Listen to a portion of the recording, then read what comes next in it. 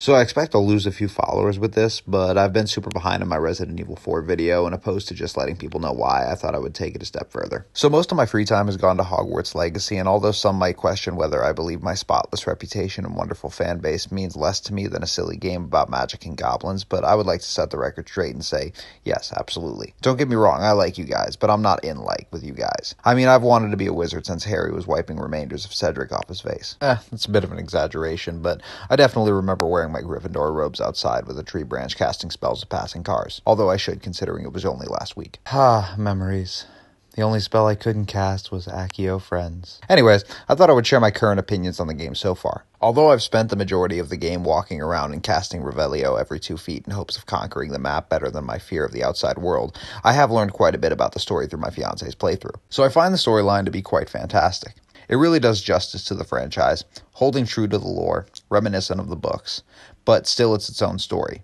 Or more accurately, your own story. Beyond this point in my video, if you want to avoid spoilers, I would advise to skip to this time.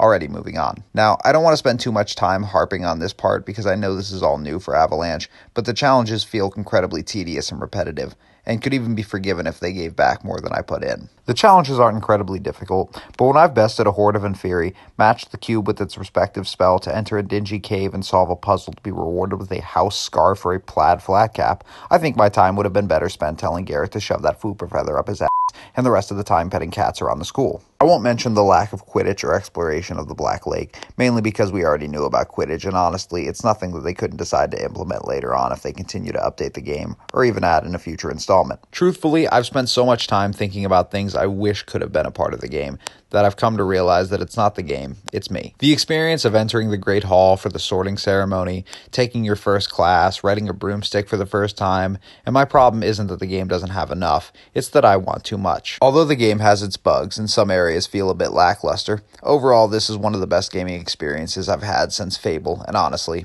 I don't want it to end. I hope Avalanche and Warner Brothers continue developing this new dive into the Harry Potter universe. In conclusion, unless you were expecting me to say positive things about this game, I lied at the beginning, and I hope you don't unfollow and stick around for more videos. But if you do, I completely understand. But also, f*** you. I'm genuinely hoping to release my Resident Evil 4 video within the next week, so keep an eye out for that. Or just wait for it to eventually pop up in your recommended or For You pages a week after it's released like everyone else. Either way, it's fine.